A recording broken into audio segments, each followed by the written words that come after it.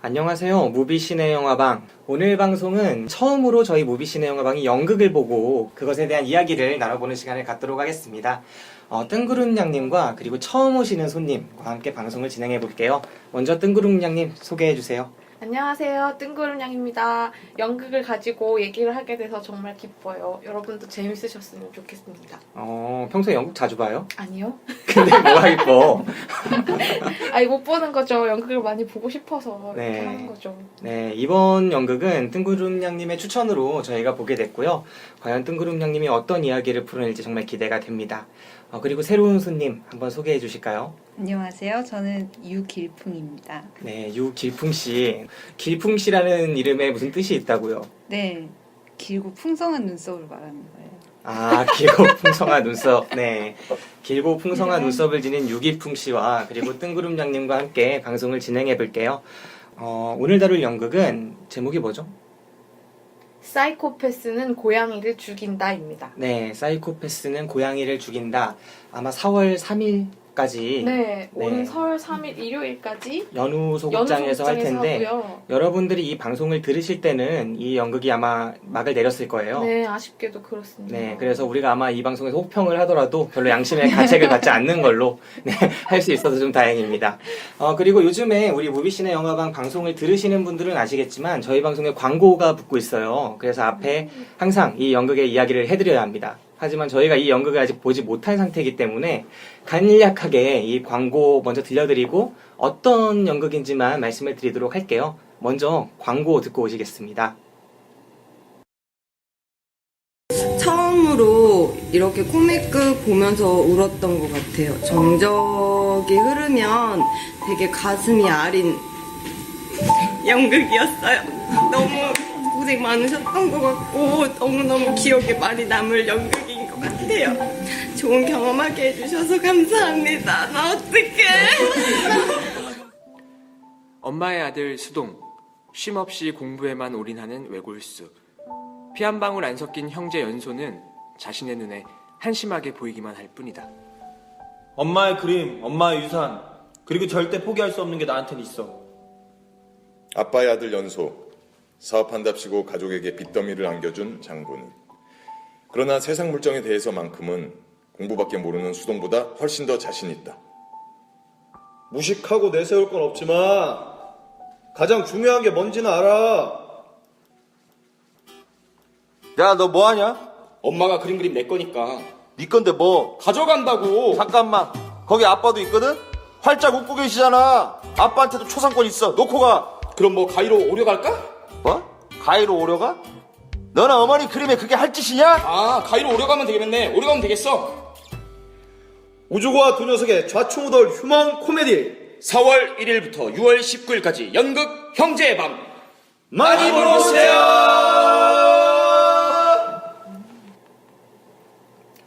네, 지금 들으신 연극 대학로 새우아트센터에서 4월 1일부터 5월 19일까지 펼쳐질 형제의 밤이라는 연극이고요. 앞에 그 여성분의 감상이 들어갔을 거예요. 막 울먹울먹 하시면서 큰 감동을 받았다 이렇게 말씀하시는 부분이 있는데 저도 이 영상을 보고 이 연극이 정말 많이 보고 싶어졌습니다. 저희가 아마 이 방송 나갈 때쯤에 저희 운영진들도 같이 연극을 보고 왔을 거고요.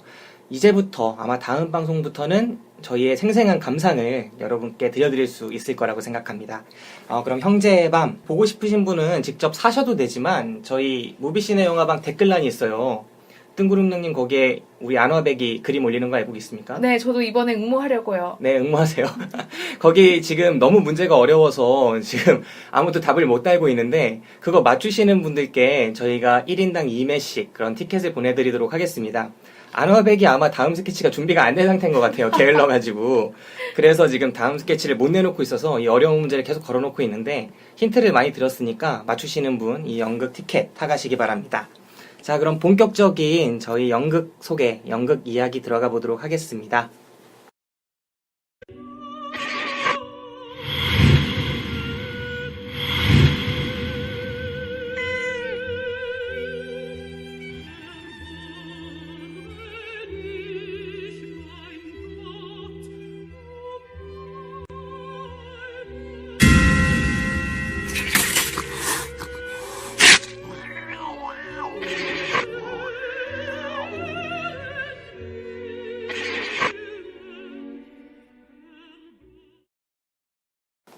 네, 사이코패스는 고양이를 죽인다는 이동선 연출의 작품이고요.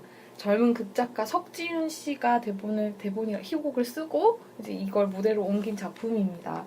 우선은 이게 좀 제목에서 보시다시피 좀 음산한 기운이 느껴지시죠. 그러니까 뭐 이 내용을 간단히 말씀드리면 이제 도심 외곽에 있는 한 빌라에서 몇 달째 고양이가 계속 죽어나가요.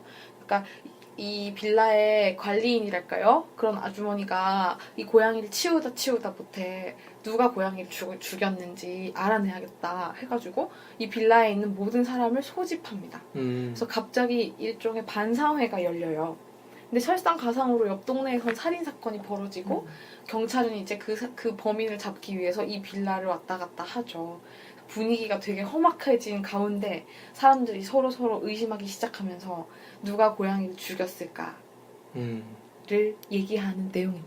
어떻게 보면 전형적인 추리극 같은 네, 그런 범인이 설정을. 누군지 알아내보자. 네. 뭐 이런 긴장감이 초반에 좀 들죠. 네, 저는 이 연극 첫인상 이제 한 번씩 얘기해보면 좋을 것 같은데 저는 되게 영리하다는 생각이 들었어요. 왜냐하면 보통 추리극의 설정을 갖고 있는 연극의 경우에 추리극 중에 우리가 와 몰입해서 되게 심각하게 볼 수 있는 추리극이라면 뭐 살인 이것과 연관되면 좋겠죠. 근데 이 연극은 살인의 성격을 갖고 있지 않죠. 동물이 죽어요. 그러니까 고양이는 아무리 계속 죽어나간다고 해도 분명히 심각한 문제일 수도 있겠지만 또 누군가는 별로 그렇게 대단치 않게 여길 수 있는 그런 소재잖아요. 그래서 범인을 찾긴 찾아야 하는데 그렇게 우리가 몰입할 만한 소재는 아닐 수도 있는 상황이죠. 네. 그런데 옆 동네에서는 살인사건이 벌어졌다. 그리고 이 범인이 옆 동네의 범인과 같은 사람일 수도 있다. 라는 그런 뉘앙스를 풍기면서 연극이 약간의 심각성도 주고 동시에 그렇게 무거운 추리극으로 가지 않는 그런 교묘한 지점에서 달려가고 있는 연극이라고 저는 생각을 했어요. 네. 그래서 저는 되게 흥미롭게 초반을 봤습니다. 두 분은 어떠셨어요? 연극 어땠어요? 기풍 씨 잘 보셨어요? 네. 제가 그 기풍 씨를 데리고 갔습니다. 되게 떠넘기게 한다. 굉장히 잘 봤고 예상도 못했는데 제목만 듣고 이제 아무 생각 없이 갔어요. 내용이 뭘지야 뭐 사이코패스는 고양이를 죽인다. 그래, 고양이가 죽겠지. 그냥 적당히 이러고 갔는데 그냥 뭐 다른 평들도 거의 비슷한데 이 연극에 대해서 전반적으로 지금 일반 사회라고 해야 되나요? 사회에 사람들이 겪고 있는 문제? 자기들이 다들 하나씩 갖고 있는 정신적인 문제들을 일단 내비친 것 같고 거기 있어서 되게 몰입이 돼서 재밌었어요. 그리고 다른 관객들도 거의 다 몰입해서 본 것 같아요. 자기들이 그 주인공인 것처럼 조금씩 아마 동질감 느꼈다. 저는 사실 매번 나올 때마다 이런 이미지를 계속 좀 강화하는 것 같아서 좀 그렇긴 한데요. 저는 사실 암전 되면은 굉장히 빠른 속도로 잠이 와요. 그러니까 영화관에 들어가서 불이 탁 꺼지면 알 수 있거든요. 아, 오늘 자겠구나. 근데 연극도 마찬가지라서 초반에 좀 졸렸어요. 근데 저는 뒤로 가면서 정신을 차리고 봤고, 그리고 중간에 고양이 시체 나오잖아요. 네. 그 아주머니가 봉지 안에 막 담아와서는 테이블에 던져 펼쳐놓잖아요. 맞아.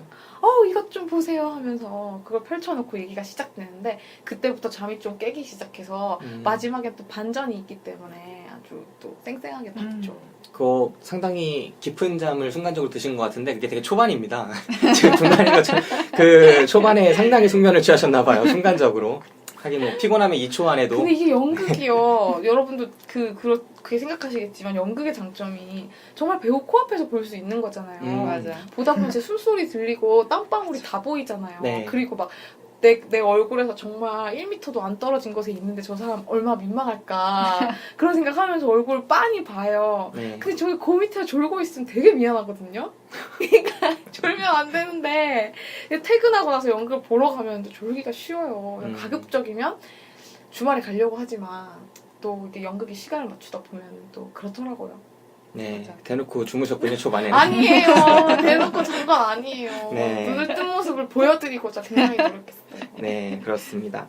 자, 이 연극, 사이코패스는 고양이를 죽인다. 이 연극. 사실 제목처럼 초반부터 고양이가 죽어나간다라고 느껴지진 않죠. 초반에 무슨 일인지 모르고 어느 공간에 나란히 이렇게 사람들이 앉아있고 이게 도대체 무슨 상황일까 관객들이 조금 궁금해하는 그런 상황 속에서 이야기가 시작돼요. 네. 그래서 저는 이 이 연극이 되게 흥미로웠던 게 중반까지는 그걸 잘 지켰던 것 같아요. 관객들한테 계속 궁금증을 유발시켜요. 처음엔 이게 도대체 무슨 상황일까? 그리고 나중에는 고양이는 누가 죽였을까? 그 전에는 301호 남자는 누굴까? 계속 이런 궁금증을 던져주는데 그 중반 이전과 이 지금 말씀드린 세 개의 궁금증이 아직은 유효할 때와 그 유효성을 어느 정도 잃어버렸을 때의 감상이 저는 크게 나뉘었습니다. 전반부는 상당히 볼만했고 후반부는 사실 실망스러웠어요. 아마도 그 후반부가 영화가 영화래 그 연극이 집중한 바겠지만 하고 싶은 말을 던진 부분이겠지만 저는 오히려 그 부분이 사실은 실망스러운 부분이 있었어요. 두 분은 궁금하네요. 어떻게 보셨나요? 저는 뒷부분이 재미있었는데요. 근데 또 여기서 제가 그 연극 소개 때 말씀 안 드렸는데 이 연극이 블랙 코미디를 표방하고 있잖아요. 그러니까 웃음의 요소를 군데군데 넣었어요. 근데 사람들이 꽤 웃더라고요. 사실 저는 그렇게 웃기진 않았어요. 아 그래요? 많이 웃으시던데. 네, 기풍 씨 빵빵 터지시던데 아주 그냥. 중간중간에 그 대사들이 약간 센스 있지 않았나요? 네, 굉장히 시니컬한 사실 연극인데 그 가운데 좀 웃음 코드가 있었고요. 전 뒤에 가서 재밌었던 것 같아요. 더 앞부분보다. 기억에 남는 웃음 코드가 어떤 게 있었나요? 저기 누구셔? 이 김 기사님. 김 기사님은 슬로우 모션이 좀 부자연스럽다고 하셨는데 전 그 부분이 재밌었어요. 그러니까 이 내용을 조금 말씀드리면 이 사람들이 빌라에 모여서 반상회를 해요. 그리고 과연 고양이를 죽인 사람이 누굴까에 대해서 얘기를 하기 시작해요. 근데 한 명이 오지 않았어요. 301호 남자. 이 자리에 없는 거죠. 여러분 그거 아시죠? 회식 때 꼭 가야 되는 이유. 1번 술을 먹고 싶어서, 2번 주장한테 잘 보이고 그렇게 싶어서, 볼 수 있구나. 3번 뭐죠 여러분? 나 없는 자리에서 내용 나올까봐. 딩동댕. 네. 바로. 그래서 뜬구름 양님이 회식에 악착같이 참석하는 악착같이. 거군요. 네. 아니 그래서 그 사람들이 모여서 이제 301호 남자를 의심하기 시작해요. 그러고 보니까 그 남자가 좀 이상하던데?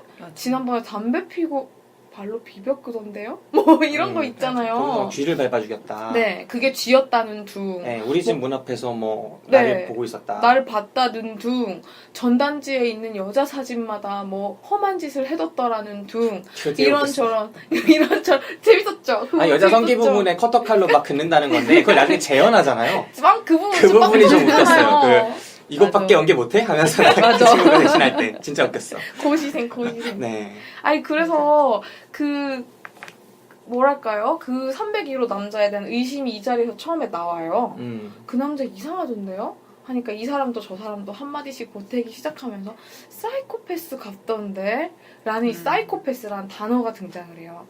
그때부터는 이제 이 게임은 우리가 알고 있는 안다고 생각하는 사이코패스의 상에 그 사람을 맞추는 게임으로 진행이 되는 거죠. 네. 이걸 보니 그렇던데? 저걸 보니 그렇던데? 인터넷 검색을 해보고 주민들끼리 모여서 막 그렇게 하면서 이 사람을 범인으로 몰아가요.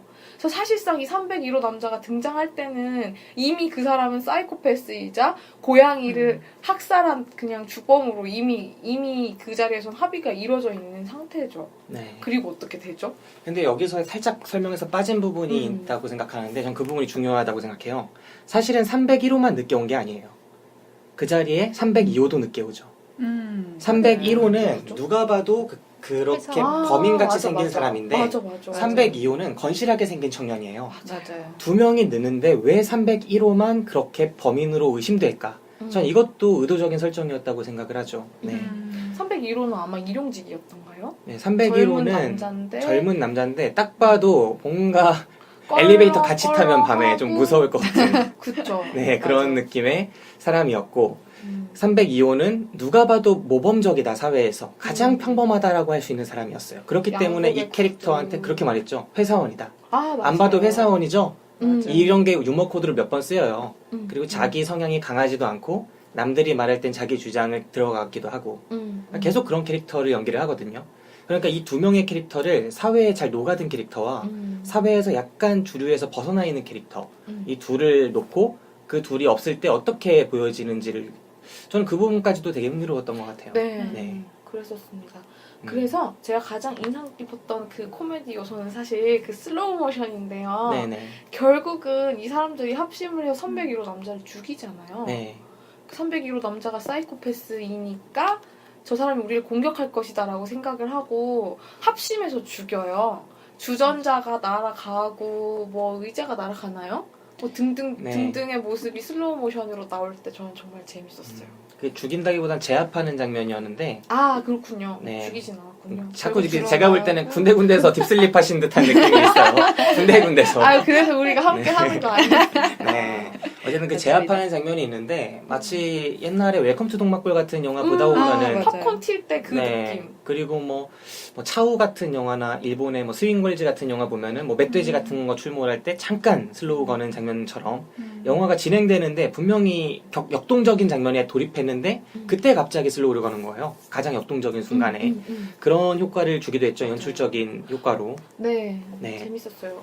네, 그래서 이 연극은 딱 연극을 보다 보면 블랙 코미디라는 장르성이 되게 강한 연극이다라고 누구나 생각할 수 있을 것 같고, 이 블랙 코미디라고 한다면 웃음을 주지만 동시에 그 웃음이 그냥 유쾌하고 재미있게만 웃는 게 아니라 사회 비판적인 부분들이 분명히 군데군데 들어가 있는, 네. 의식하면서 웃을 수 있게 만드는 장르라는 거죠. 네. 이것에 대해서 한번 길풍 씨가 얘기를 해볼까요? 지금 말씀이 이제 하실 때가 된 것 같습니다. 네. 야, 일단 첫 방송이라서 네. 너무 긴장되고요. 근데 너무 재밌네요. 듣다 보니까. 저는 이걸 보면서 사실 따로 준비한 게 있는데요. 전체적인 주제 자체가 일단 뭐랄까요. 주변 사람들, 내 이웃들, 결국은 가까이에서 벌어지는 일들인데 이거 연극이라는 재밌는 장르적인 걸로 풀어 나가잖아요. 그리고 관객들도 거기서 계속 공감을 하고. 근데 이론이 하나 있어요. 그 사회적 자본이라는 이론이 있는데 제가 이걸 보면서 너무 많이 와닿았던 게, 우리가 보면은 이제 신뢰성이나 호혜성이나 네트워크적인 면이나 이런 것들이 곳곳에 연극에 녹아 있는 거예요. 전 좋은 얘기처럼 들리는데요. 네. 신뢰나 호혜나 네트워크는 되게 좋은 거잖아요. 근데 그 빌라 사람들한테 그런 요소가 있나요? 자기들끼리는 이미 만들어지더라고요. 처음에는 없었어요. 처음에는 각자들도 서로 계속 경계를 하면서, 맞아요. 다 이상한 사람들이라고 생각해 서로가. 맞아요. 서로 직업도 한 명 한 명 물어보잖아요. 그러면서 의심을 해요. 선생님인데 왜 혼자 사시죠?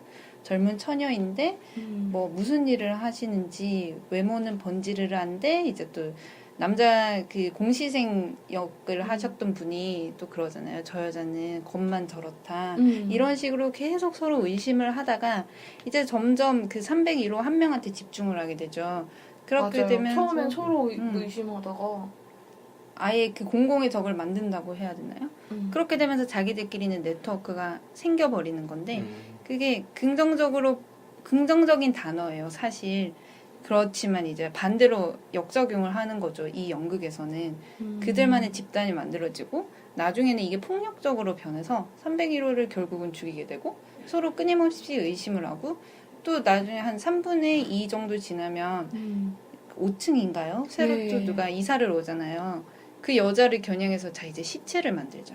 한 사람을 이제 도구로 만들어버리는 그런 습성까지 나타나는데, 네, 사람들이 한순간에 굉장히 잔인하게 돌변하죠. 그렇죠. 처음에는 죽어있는 고양이를 보고도 막 징그럽다고 소리를 지르던 사람들이 그렇죠. 나중에 돼서는 이 301호 남자가 그 우발적으로 죽인 거잖아요, 사실. 네. 이 남자를 때려가지고 욕조에다가 가둬버렸는데 네, 입을 너무 세게 막아서 이 사람 죽어버렸어요.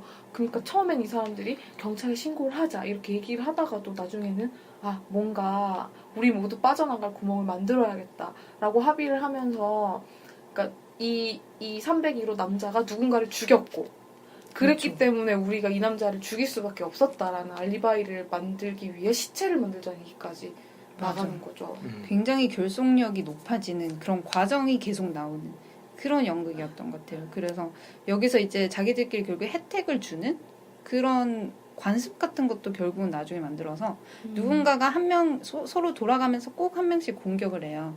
A가 있으면 B가 A를 공격하고 또 C가 B를 공격하고, 그런데 그러면서 또 다른 누군가가 서로 옹호해주고 덮어줘요. 계속 아니야, 그 사람은 그렇지만 꼭 그랬던 건 아니었어. 저 사람은 그때 안 그랬잖아 라는 식으로 말을 하던가. 그 공동체에 들어와 있는 사람들은 서로 다 지켜준다는 거죠. 그렇죠. 거기 밖에 있는 301호라든지 나중에 들어오는 사람들 같은 경우는 아예 완전히 배제를 배척해서 해버리고. 가해자 혹은 사이코패스로 만들어 놓고 남아있는 사람들은 모두 정상인으로 좀 서로 너는 정상인이야 이렇게 얘기를 해줄 수 있는 기제를 만들어 나가는 게 저도 되게 흥미로웠어요. 네. 맞아요.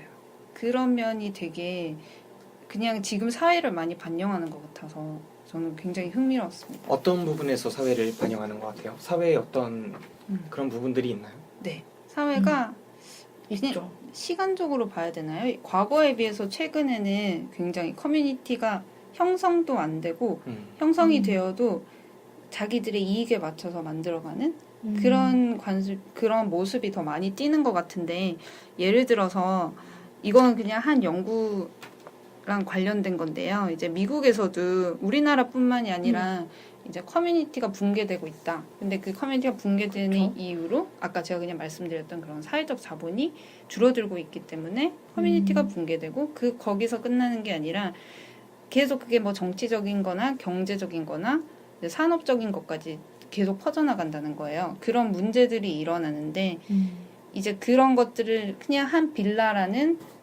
이제 작은 공간 안에서, 축소판인가요? 그렇죠, 축소판이죠. 그걸 보여주고 있길래 제가 서로 기댈 곳이 없는데 이 그렇죠. 사람들이 하필 서로에게 기대기 시작한 게 정말 그런 일이라는 게 좀 재미있는 것 같아요. 네. 근데 여기서 사회적 자본이라는 게 뭐예요? 사회적 자본? 말하자면 친구 같은 거죠. 친구나 가족? 예전 같았으면 가족 공동체가 될 수도 있고 마을이 될 수도 있고 서로가 신뢰할 수 있고 네트워크를 통해서 어떤 문제를 풀어나갈 수 있는 걸 얘기하는 건데요. 맞아요. 근데 사실상 요즘 그런 게 없잖아요. 그 음. 빌라라는 공간이 아주 적확하게 말해주듯이 그렇죠. 사실 제가 예전에 혼자 빌라에 있는 원룸에 살 때 이런 기분을 되게 많이 느꼈어요. 그러니까 대학교 시절의 얘긴데 옆집 사람을 알고 싶지 않은 거예요. 왜냐하면 제가 어렸을 때 자랐던 동네에서는 모든 이웃 사람 알고 있었거든요. 서로 알고 뭐 애를 맡겨놓기도 하잖아요. 네. 근데 제가 대학에 와서 느낀 것은 뉴스를 보면 흉흉한 얘기가 나와요. 막 뭐 토막살인이 났고 막 여대생을 죽여서 뭐 산에 묻었고 그 산이 또 하필 우리 집에서 가깝고 막 이런 일이 맞아요. 생기잖아요. 그럼 이제 그 공포가 내 눈앞에 있는 것 같은데 도움을 요청할 곳은 없는 거예요. 내 주변에 네트워크는 없고, 근데 그런 상태에서 우리 빌라에 옆집이 있다는 게 옆집이 있으니 저 사람과 친해져서 우애의 관계를 만들어야지가 아니라 저 사람이 그런 사람 아니야? 이렇게 생각을 먼저 하게 되더라고요. 그래서 옆집 사람에게 내가 여기 사는 20대 여자라는 걸 알리지 않기 위해서 갖은 노력을 다했어요. 30대처럼 했어요? 어떻게? 40대처럼 행동한 거야? 이를테면 이런 거죠. 어떤 노력을 한 거예요? 궁금한데? 우선 얼굴을 안 보여주려고 애를 썼고요. 제가 계단을 올라오는데 뒤에 사람이 오잖아요. 네. 그 인기척이 나잖아요. 빨리 올라가서 내 어머니를 보지 못하게 물을 갖는다든지, 맞아. 아니면 혼자 이건 많이들 해보셨을 거예요. 혼자 있지 않은 척 하려고 그렇죠. 막 뭔가 말을 한다든지. 그렇죠. 근데 저 말고도 이렇게 해봤다는 사람도 있더라고요. 아, 여자분들은 좀 그런 것 같아요. 그러면서 비슷해. 뭔가 이웃이라는 단어가 예전에는 되게 좋게 들렸는데 너무 무섭게 보였었어요, 한동안. 그리고 실제로 좀 흉흉한 일이 몇 번 있기도 했거든요. 전혀 저의 이렇게 뭐 신병과는 전혀 상관이 없는 일이었지만 소소하게 어떤 경찰을 부른 사건이 생긴다든지 그렇게 하면서 이렇게 되게 단절된 느낌 많이 받았던 것 같아요. 네. 실제로 빌라 같은 곳, 그러니까 공동주택이라고 그러죠. 네. 좁은 공간에 많은 사람들이 사는 아파트보다는 조금 더 허름한 곳의 형태. 음. 그런 곳이 영화 소재로 되게 많이 쓰여요, 요즘에. 네. 특별히 스릴러 소재로. 최근에 그냥 유명했던 작품들만 해도 강풀 웹툰 중에서 이렇게 김희 감독이 영화로 만들었던 이웃사람이라는 작품이 있었고, 그 다음에 정기령 감독이 스릴러로 우리 동네라는 영화를 찍었었는데, 이웃사람으로는 김성균 씨가 범인 연기를 했었나요? 아마 그랬었고, 네. 그 다음에 김은진 씨, 마동석 씨, 유명한 배우들이 많이 나왔던 영화인데, 제가 이 영화를 보진 않았지만 잠깐 찾아봤더니 그런 내용이 나오더라고요. 그러니까 이 영화 같은 진짜 경우에는 안 보셨어요? 네. 이 영화 같은 경우에는 그러니까 내용만 알고 있었어요. 요즘에 이런 영화가 계속 나온다, 특이하다라고 생각을 했는데, 어떤 빌라에 살인 사건이 벌어져요. 그리고 범인이 빌라 안에 있는 것 같다. 이렇게 용의자가 추려지고 근데 빌라 주민들 사이에 위기감이 감돌지만 누군지 특정되지 않거나 특정이 되더라도 딱히 어떻게 조치를 취하기가 어려운 상황이죠. 네. 네, 그런 상황 속에서 계속 이렇게 상황이 걷잡을 수 없이 번져나가는 내용인데 두 영화가 살짝 다른 점이라면 이 강풀의 원작, 이 김일 감독의 영화에서는 범인이 누군지 빨리 드러나요. 네. 그러니까 저는 이 이웃사람이라는 영화가 같은 주제의식을 되게 적나라하게 보여주는 작품이라고 생각하는데 범인이 빨리 드러나면 스릴러로서는 되게 치명타거든요. 네. 그럼에도 불구하고 이야기가 이어지는 게 다른 빌라 주민이 모두 이 사람이 범인이라고 생각하지만 연대하지 않아요. 근데 이들이 마지막에 연대하게 되는 계기가 있다는데 그게 어떤 소녀를 지키기 위해서랍니다. 그러니까 처음에 한 소녀가 이 김성균 씨한테 살해를 당하는데 그때는 그 이후에는 내가 타깃이 될 것 같지 않으니까 네. 그냥 넘어가고 문제를 안 일으키다가 왜냐면 괜히 일으켰다가 그쵸. 내가 해코지 당할 수도 있으니까. 근데 나중에 김세론 씨였나? 그 이제 원빈이 지켜줬던 애 있잖아요. 그 친구가 죽을 것 같으니까 주민들이 서로 조금씩 나서기 시작하는 거예요. 서로 그러면서 나중에는 합심이 돼서 이 힘을 통해서 연대의 힘으로 이걸 극복해 나가는 이야기를 구성했다고 하는데 네. 이 얘기만 들어도 영화가 어떤 구조인지가 읽히잖아요. 네. 훈훈하게 끝나는 건가요, 그러면? 글쎄요, 범인이 이겼는지 아마 범인이 졌겠죠. 네. 마동석 씨가 같은 편이니까 아. 그러려고 생각을 하는데 네, 이웃사람이라는 영화가 있었고 그 다음에 우리 동네 같은 작품은 이렇게 원래 연쇄살인마가 사이코패스가 있었대요. 네. 그런데 누군가 추리소설 작가가 있는데 우발적으로 살인을 하는 거예요. 아. 네, 이게 아마 오만석 씨였나 아니면 누군지 정확하게 기억이 안 나는데 우발적으로 살인을 벌였는데 추리소설 작가가 연쇄살인마한테 덮어 씌우는 거죠. 저 사람이 한 것처럼. 네. 근데 그러다 보니까 연쇄살인마가 어떤 자식이야 하고 찾게 되는 찾게 되는 네. 그런 구조예요. 같은 빌라에서 이런 일들이 벌어지는. 그러니까 재밌네요. 예, 이 두 번째 작품은 전형적인 그냥 블랙 코미디적인 요소라기보단 스릴러에 가깝고 첫 번째는 블랙 코미디는 아니지만 사회 비판적인 스릴러로 나아가고 그리고 이 연극은 또 다른 각도에서 네. 죽은 게 사람이 아니라 고양이이기 그렇게 보면 때문에 좀 필연적으로 가볍게 왜 고양이인지가 좀 이해가 가는 것 같아요. 네. 대개는 이제 이런 이웃 간에 뭐랄까요? 아까 말씀하셨던 사회적 자본이 붕괴된 상태에서 이 삶을 어떻게 그리냐면은 서로 의심하고 파국으로 가잖아요. 네. 막 누가 범인일까 의심하고 서로 물어뜯고 하다 파국으로 가는데 그게 아니라 이 사이코패스 작품에서는 아주 초반부터 이 사람들이 연대를 해요. 연대를 하는데 이 연대의 방식이 우리가 알던 그런 방식이 아까 얘기처럼 네. 김세론을 지키기 위한 그런 연대의 방식이 아니라 너무나 빨리 새로운 그냥 타겟을 찾아서 그쪽으로 탓을 돌려버리고 네. 그 목표를 향해서 모두가 똘똘 뭉치는 그런 모습을 보여요. 근데 사실 이 결말을 알게 되면 이유가 있죠. 네. 왜 사람들이 그렇게 했는지. 그게 우리 얘기하는 거죠, 결말 좀. 네, 마음대로 하세요. 그게 아까 그냥 말씀드렸던 그 사회적 자본에서 그 자본이라는 요소가 결국은 생산적인 걸 말하는 건데요. 여기 이 사람들이 결국 빌라 자기들끼리 공동체를 만들면서 서로 의지를 하게 되고 약간 그런 게 있어요. 내가 관심을 안 가져도 옆 사람이 관심을 가져주고 대부분이 관심을 갖고 있는 그런 공동체가 이미 형성이 돼 있으면 자기가 관심을 안 가져도 자기는 이득을 보는 그런 이득이 생기게 돼요. 여기서는 예를 들어 공시생인가 그 중간에 연쇄살인이 일어났다는 얘기가 나오는데 모두가 알고 있진 않아요. 거기 나오는 사람들이 몇 명 그게 무슨 얘기죠? 이렇게 하면 옆에 사람이 또 모르냐고 이번에 거의 빌라에서 누가 죽었다 어떻게 죽었다 그런 상세한 얘기들을 쫙 해주면서 다들 조심해라 이렇게 얘기가 나오는데 그러면서 결국은 자기들끼리 울타리가 만들어지는 거죠. 위험하다 밖은 위험하다 여기는 안전하다. 안전하진 않지만 여기 안에도 지금 위험한 사람은 있는데 여기 지금 최소한 이 공간에 모인 사람들끼리는 우리가 이미 정보를 주고받고 있고 서로 조심을 할 수가 있고 그러면서 개개인에게 도움이 되는 요소가 계속 생기는 거예요. 그러면서 이제 서로 계속 벽을 쳐가는 건데 그냥 그걸 보면서 아까 그 연대라고 하셨잖아요. 네. 그 무슨 영화였죠? 이웃사람이죠? 네. 거기서도 한 소녀를 지킨다는 그걸로 계속 가고 여기서는 고양이라는 그걸 계속 넣으면서 결국은 맞아요. 결론은 같은 자기들의 연대인데. 같은 연대인데 조금 다르죠. 네. 네. 네. 이번 연극에서는 연대의 좀 폭력적인 부분을 전반부에 좀 음. 주목했던 것 같아요. 네. 그러니까 이들이 결국 지키고자 했던 걸 보면은 음. 처음에는 이들이 왜 이렇게 301호를 몰아갈까라고 생각을 했는데 첫 번째는 그게 이유가 드러나지 않으니까 그렇게 생각이 되잖아요. 이게 처음에는 빌라 앞에 계속 고양이를 버리니까 그게 네. 관리 차원에서 우리들이 의견을 내서 어떻게든 대책을 세워야 되고 그게 CCTV를 달까? 맞아요. 그렇게 하다가 나중에는 이게 뭐 탐문 수사도 벌어지고 있고 네. 범인이 이제 실제 살인범이 우리 빌라에 살 수도 있다는 이야기로 넘어가면서 단순히 빌라 관리의 차원이 아니라 네. 우리 자신을 지키기 위해서 네. 그 범인을 좀 사이코패스로부터. 우리가 찾아보자라는 쪽으로 갔다가 결국 나중에는 그들 모두가 약간의 고양이를 다 죽여왔던 거예요. 맞아요. 이렇게 허무하게 까시나요? 알 수가 없죠. 네, 그러니까 맞아요. 이들 개개인이 알고 보면은 다 모두 고양이를 죽여본 적이 있는 모두 사람들이에요. 고양이를 죽여봤기 때문에 모두 자기 책임을 벗어나고 그러기 위해서 약간의 그 몰아감이 뭐랄까요? 있지 않나. 뭐랄까요? 이런 걸 뭐라고 하죠? 이런 뭘요? 누명을 뒤집어 쓴 사람이 필요한 거죠.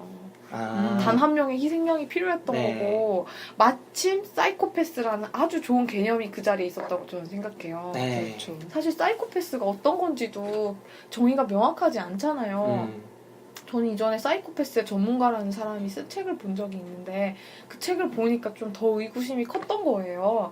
사실 뭐 그 범죄 심리학이나 아니면 의학을 하시는 분들께는 또 사이코패스가 따로 정의되는 바가 있겠으나 우리가 생각하는 저 사람 사이코패스 같아 이렇게 얘기하는 사이코패스가 정말 사이코패스인지 하는 생각이 들 때가 그렇죠. 있어요. 네, 그 연극에서는 아주 그 사람을 몰아가기 좋은 개념이 됐던 것 같아요. 저 사람은 사이코패스다. 연극을 처음에 보다 보면 사이코패스가 명확하게 정의되진 않는데 점점 되게 만들어가죠. 공포스럽고 무서운 것처럼 묘사가 돼요. 그러니까 사이코패스의 네. 특성이 하나씩 나오는데 사이코패스는 어린 시절에 무슨 불우한 일을 겪었고 그리고 나중에 극도의 스트레스를 받으면 주체가 안 되면서 많은 폭력성을 보이고 그리고 궁극적으로는 대량 학살까지도 할 수 있는 맞아요. 그러면서 감정적인 자책은 전혀 받지 않는 네. 그런 캐릭터인 것처럼 이야기가 되죠. 그런데 이것도 사이코패스의 개념이 사실은 나중에 다시 변하거든요. 이 연극 속에서도. 맞아요. 뭐냐면 모든 사람이 고양이를 죽였다는 걸 알게 되는 순간 모두가 사이코패스가 되는 거예요. 연극의 제목이 사이코패스는 고양이를 죽인다라는 단정된 문구거든요. 그럼 이 연극을 다 보고 났을 때 고양이를 누가 죽었냐 하면은 모두가 다 죽인 거죠. 그럼 이 사람들 모두가 사이코패스나 다르지 않는 거 되는 거죠. 맞아요. 네, 그러니까 이 영화가 처음부터 끝까지 사이코패스를 정의하지 않고 있기 때문에 도리어 영화 마지막과 제목과 결합하면서 오히려 사이코패스가 정의되는 효과가 있는 모두인가요? 모두죠. 그리고 이 영화 모두인가요? 속에 이 연극 속에서 되게 명확한 대사까지 나와요. 우리 모두 누구나 가슴 속에 사이코패스를 갖고 있지 않냐. 그리고 이렇게 힘든 세상을 그런 거 어떻게 없이 고양이 어떻게 한 마리 죽이지 네. 않고 살 수 있어요. 맞아. 이 대사가 정말 기억에 남았던 것 그래서 같아요.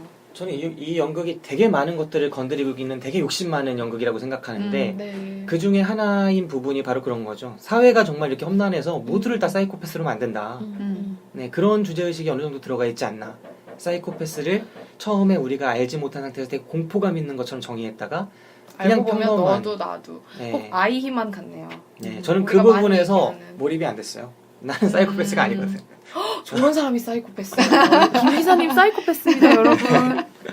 네, 아무튼 그랬습니다. 저는 근데 저 같은 경우는요 이런 거 많이 느꼈어요. 저는 사실 이 연극을 보고 나서 뭐 여러 사회가적인 이야기를 할 수 있겠습니다만 은밀함이라는 단어에 완전히 좀 꽂힌 거예요. 네. 그 제가 연극을 본 다음에 김 기사님한테 좀 인상적이었던 내용을 단어로 몇 개 달라고 했어요. 근데 그 중에 하나가 이 단어였는데 네. 저 같은 경우는 그래요. 저는 누구나 자기만의 고양이가 있는 것 같아요. 진짜로. 맞아요. 저는 제가 생각할 때 사이코패스는 그런 사람이 아니지만 그 저에게도 그런 면이 있을 수 있다고 생각하거든요. 그래서 이런 거 있잖아요. 그 누구한테도 말할 수 없는 나만의 비밀 같은 거 있잖아요, 다들. 네. 그렇죠. 근데 그런 것들을 들키지 않으려고 어떻게든 애를 쓰면서 살아가는데 그걸 들키지 않으려고 굉장히 사람들을 희생양을 좀 만드는 것 같아요. 예를 들면 이런 거죠. 한국 남자들 중에 많은 사람들이 예를 들면 회식을 한 다음에 뭐 단란주점이나 뭐 이런 데를 가는 걸로 얘기가 되었잖아요. 사실 많은 분들이 뭐 우리 아빠일 수도 있고 뭐 많은 사람들이 관행적으로 예전에 그런 것들을 해왔는데 네. 근데 뭔가 어떤 사람이 성적으로 문란한 일을 했다라고 하면 다 같이 비난하잖아요. 네. 돌을 던지잖아요. 난 아닌 그쵸. 것처럼. 네. 근데 그런 일들이 사회화돼서 다 같이 할 때는 아무렇지도 않은 그런 것들 있잖아요. 맞아요.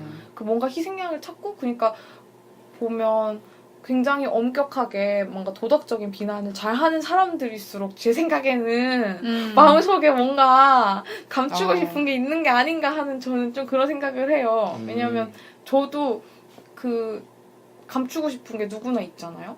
그렇죠. 근데 네. 그런 걸 들키려고 하면 사람이 굉장히 방어적이 되잖아요. 네. 난 아니야 이렇게 하면서 그런 과정에서 이렇게 희생양을 만들어내는 네.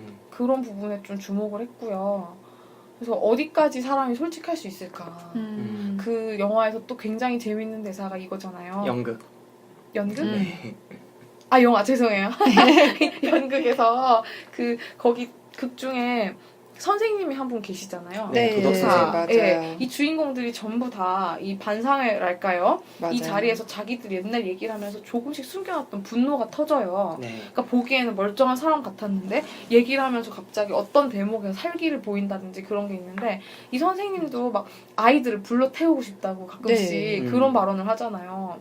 근데 이 선생님이 마지막에 이걸 제안을 해요. 우리 모두 눈을 감고 고양이를 죽여본 사람 한번 손을 들어봅시다. 어차피 우리 다 끝났으니까 이제 다 범인도 다 나왔고 이 게임은 다 끝났으니까 우리끼리 그냥 재미로 한번 해봅시다 하고 손을 들자고 하죠. 네. 그래서 이제 모든 사람이 다 손을 들잖아요.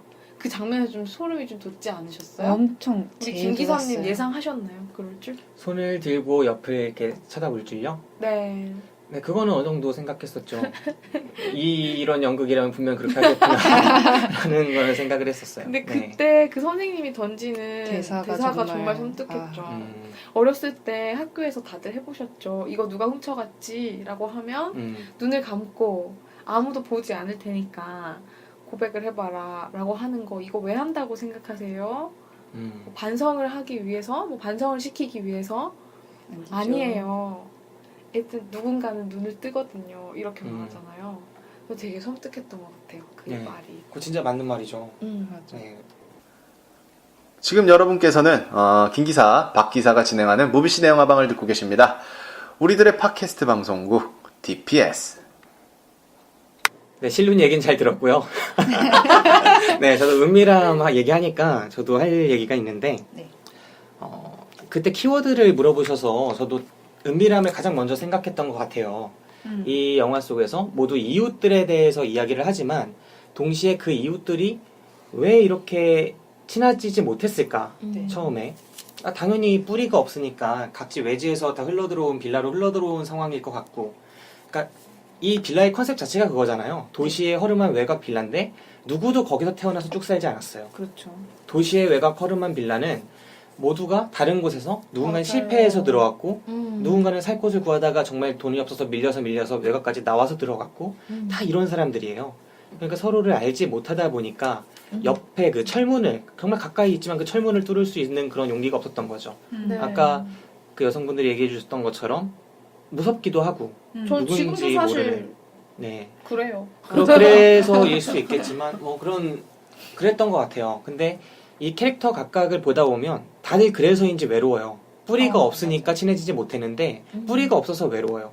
네트워크가 없어서 친해지지 못한 건데 네트워크가 없어서 외로운 거잖아요. 그렇죠. 그런데 맞아요. 이들 인물 자체들이 또 어떤 다들 갖고 있는 어떻게 보면 모두가 다 사이코패스라고 볼 수 있는 이 사회가 모두를 다 사이코패스로 만든다면 정말 연극 후반부에 드러나는 것처럼 그렇다면 우리 사회에는 정상적인 게 사이코패스인 건데 네. 그러니까 누구나 자기 안에 정상적이지 않은 걸 담고 있어야 정상인 거죠.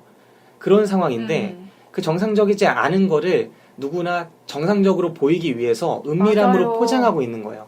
굉장히 포장하고 있어요. 다들 그 회사원처럼 더 정상적으로 보이기 위해서 노력하죠. 맞아요. 결국 가장 정상적으로 보이려고 했던 그 회사원이 더 이상한 사람이었잖아요. 네. 제일 위험한 사람이었죠. 있죠. 가장 사이코패스에 가까웠던 근데 사실 사이코패스가 고양이를 죽인 사람은 아닌 것 같아요. 이건 딴 얘기지만 네. 사실 우리가 사이코패스 같은이라고 얘기를 하니까 좀 마음에 걸려서 그런데요. 네. 사실 사이코패스의 정의가 그러니까 뭐 공감하지 못하는 거잖아요. 사람의 그 감정에 이입하지 못하고. 근데 사람의 감정에 이입하지 못한다고 해서 반드시 뭔가를 죽이거나 끔찍한 살해나 이런 걸 즐기는 건 아니지 않나요? 그렇진 않죠. 대신에 그러기 쉽죠. 공감하지 못하니까. 내가 그 존재의 그렇지만 아픔에 공감하지 못하니까. 제 생각에는 아픔에 공감하지 못하니까 살인을 한다기보다는 살인을 하는 사람은 어떤 사람일까요? 고양이를 죽이는 제 생각에는 잃을 것이 없는 쪽이 더 가까운 것 같아요. 예를 들어서 내가 어떤 사람을 죽일 때 내가 이 사람을 죽일 때 그 사람이 느끼는 고통이 두려울까요? 아니면 사람들이 내가 이 사람을 죽였다는 걸 알 때 나를 비난하는 게 두려울까요? 근데 그건 범죄 심리학에서 되게 여러 가지 이야기를 하는데 네. 어떤 존재는 그게 범죄인지 알고 하고 어떤 존재는 그게 범죄인지 모르고 하는 경우도 하지만 있죠. 사이코패스는 네. 범죄가 뭔지는 아는 사람이라고 저는 봐요. 그러니까 공감은 할 수 없지만 배우는 것, 학습을 하는 거죠. 이렇게 하면 사람들이 나쁜 일이라고 한다라는 걸 학습하는 능력은 네네. 있는 것 같은데 근데 이게 불우한 환경에서 이런 게 더 잘 통제가 안 되기 때문에 그런 얘기들 하잖아요. 환경적으로 더 이렇게 폭력을 쓰게 되는 환경에 노출되면 그런 사람은 더 쉽게 저지를 수 있다라고 하긴 한데 네. 근데 사실 사이코패스라고 해서 꼭 살인을 하는지는 모르겠어요. 그러니까 꼭은 아니지만 아무래도 살인이라는 게 타인의 고통에 공감하거나 민감하게 느낀다면 하기가 쉬운 일은 아니니까. 네. 네. 나쁜 일이라고 생각한다면, 그러니까 그것을 나쁜 일이라 생각하지 않는다면, 네. 이게 되게 다양한 얘기가 있을 수 있는데 저도 원래 지금도 인간이라고 하면 좀 그렇다. 사람들의 그런 감정에 많이 제대로 깊이 공감할 수 있는 척도 뭐 그런 걸 한다면 잘 못하는 축에 속해요. 정말요? 네. 김 기사님 잘 못하세요? 잘 못하는 축에 맨날 속하고. 울고 그러세요? 그 요즘에 점점 더 그러는 거예요. 나이를 먹다 보니까. 그거 다른 50대야지 나오는 네. 진짜인데. 네, 그런 게 있는데 그런 얘기 있잖아요. 사이코패스 될 사람들은 뭐 동물을 많이 죽인다거나 그 동물 중에서도 포유류보다 좀 먼 것부터 죽이기 시작한다거나. 근데 그게 저는 진짜 맞다고 생각해요. 왜냐면 많이 죽이셨어요? 어릴 때 많이들 남자애들의 하죠, 스펙트럼을 정말. 보면 아. 모두가 하는 게 아니에요. 그래요? 그러니까 달라요? 제가 지금 생각해도 공감 능력이 약한 애들이 좀 떨어지는 애들이 좀 더 많이 하고 특히 주변 사람이랑 유대 관계를 잘 못 맺었던 애들이 그러니까 자기 혼자 떨어져서 막 혼자 크는 법을 배웠던 애들이 네. 상대적으로 그런 걸 잘했던 것 같아요. 예를 들면 저는 컵라면 끓여 먹을 때 일부러 개미집을 막 팠어요. 진짜 어렸을 때인데 지금 왜 그랬는지 모르겠어요. 그쵸. 파면은 애들이 잘 안 보여요. 그렇죠. 좀 그러면은 걔네가 나오라고 따뜻하게 옆에 불장난을 해요. 그럼 개미들이 막 들끓기 시작하잖아요. 네, 그럼 친구들이랑 그때 물 끓여가지고 거기다 막 붓고 그랬어요. 근데 지금 생각해보면 그게 엄청나게 나쁜 짓이거든요. 근데 사실 아이들이 그런 장난을 되게 많이 하는 것 같아요. 되게 많이 해요. 근데 사람별로 다른가요? 근데 이걸 내가 언제 충격을 느꼈냐면 나랑 비슷한 환경에 있는 애들은 그걸 되게 즐겼었어요. 예. 근데 정말 우리가 길 하나를 건너면 되게 좋은 동네에 있고 돈 하나를 건너면 되게 불우한 동네였는데 그 좋은 동네에 정말 맨날 가면은 어머님이 친구 왔니? 누구 왔니? 하면서 막 밥 해주시고 이런 그 동네 친구를 데리고 와서 그거를 같이 하면서 놀았는데 놀랐어요? 놀라는 거예요. 막 어떻게 이런 걸 하냐 막 이러는 거예요. 마치 도덕 선생님처럼. 네, 그러는 거죠. 근데 그때 저는 좀 생각을 하게 됐었는데 생각해보면 그 사이코패스라는 게 공감으로 구분을 한다면 네. 충분히 그럴 수 있지 않나. 그럴 가능성이 있을 네. 것이다. 그리고 만약에 그런 걸 학습해 가서 인간을 바탕으로, 그러니까 우리가 인지하는 게 되게 어려운 문제로 들어가는데 인간의 인식하는 그 인지 범위가 무조건 나부터 시작하잖아요. 그쵸. 내가 알 사실 수 있는 거. 철학에서도 베이컨이 첫 번째 명제를 만들려고 나는 생각한다 고로 존재한다를 만든 것처럼 우리가 첫 번째 근거를 결국은 확장한다고 해도 나부터 시작할 수밖에 없고 그 다음에 나니까 그 다음 그거 포유류. 베이컨이에요? 근데? 베이컨 아니에요? 나는 생각한다 그러 난 존재. 데카르트. 좋네 진짜. 아니 이 김 기사님 안 되겠다. 그래요. 네, 먹고 배가 고팠나 봐. 아무튼 그런 한 단계씩 이렇게 나가는 게 아닌가.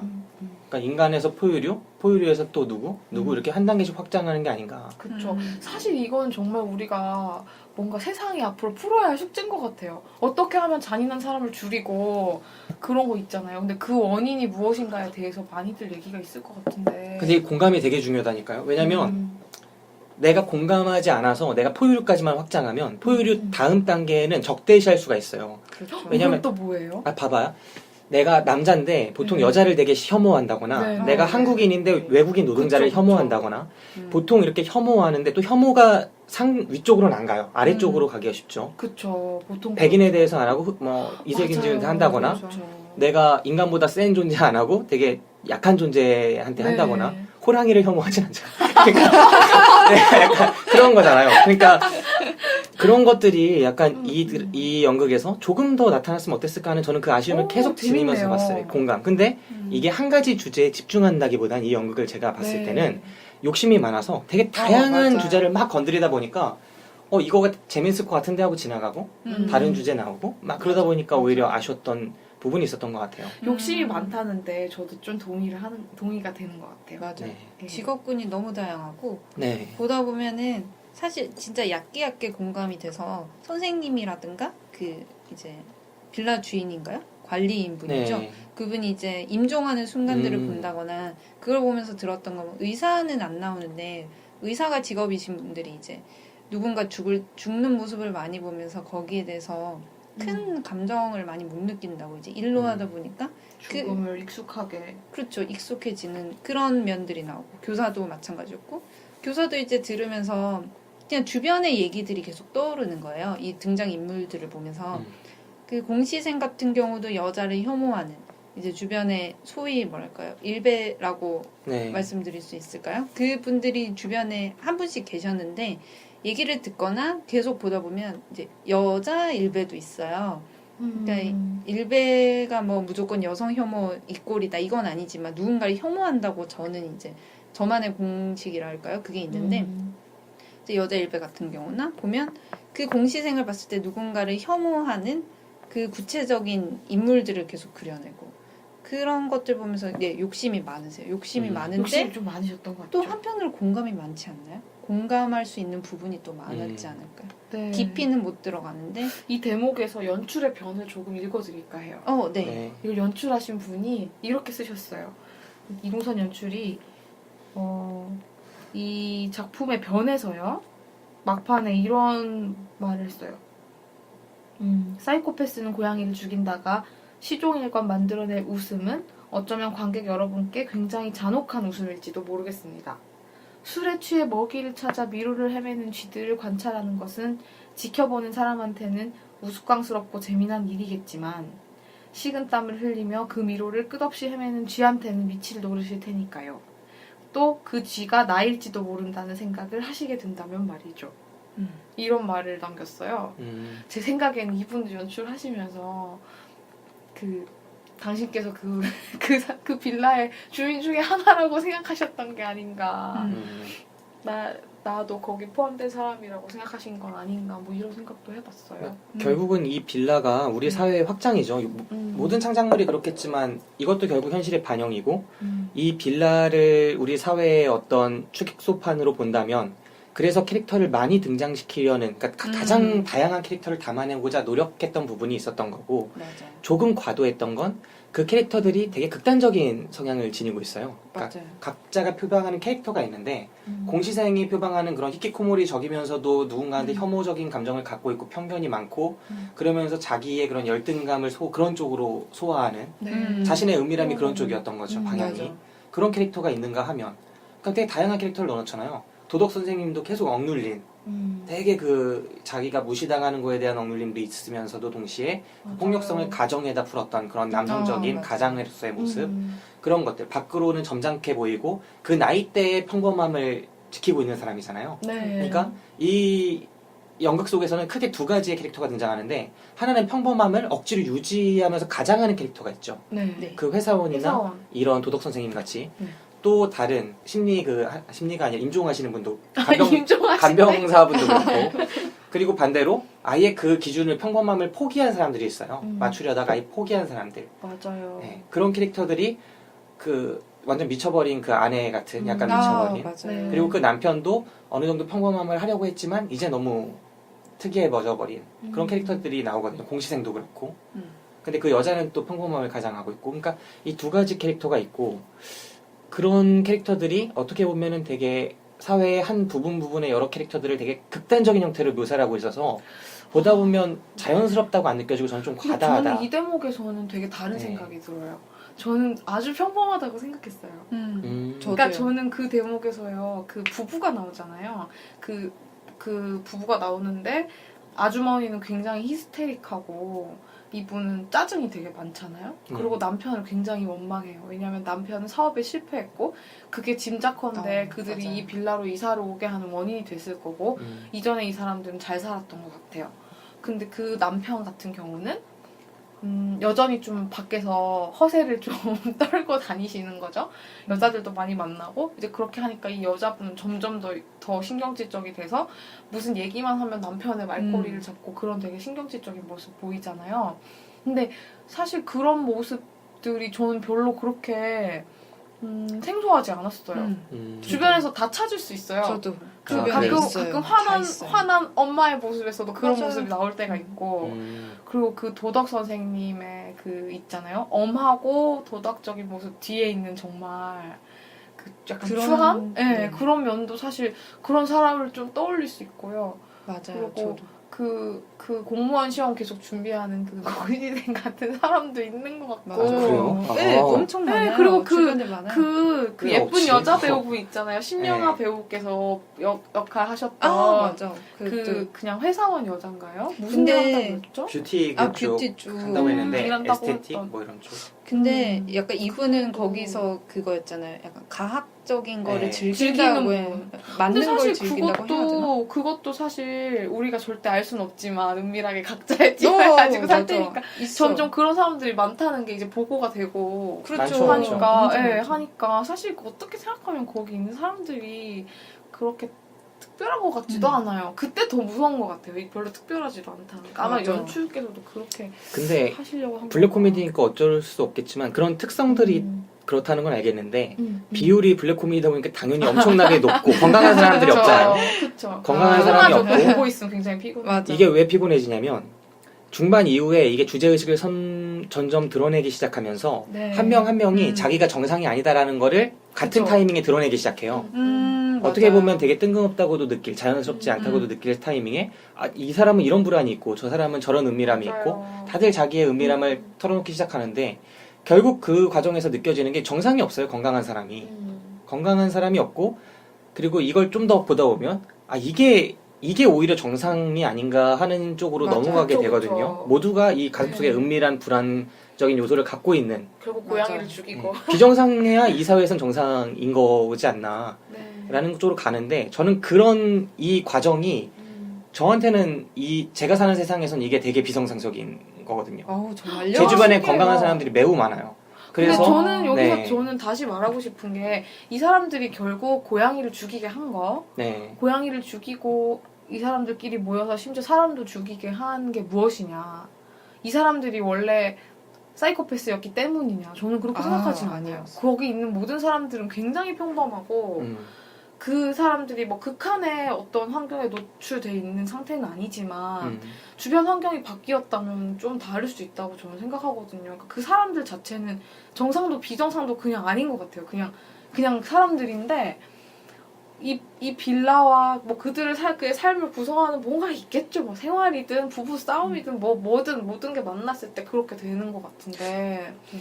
그러니까 우리 뭔가 이런 거죠. 말하자면 마음속에 다 악마가 있는데 모두가 있는 게 정상 비정상을 떠나서 그냥 있어요. 모두가 있는데 어떤 환경에서 이걸 잘 감추고 달래면서 살아갈 수 있고 어떤 환경에서는 그럴 수 없는데 심지어 이 고양이 같은 거 죽여도 티도 나지 않고 죽인다고 경찰서에 가죠. 근데 실제로는 동물학대 잘못하면 요즘에 근데 티도 나지 않으니까 거기에 이걸 해소하면서 아닌 척하고 살아갈 수 있었던 게 아닌가. 그러니까 제 생각에는 김 기사님 주변 분들도 있을 거예요.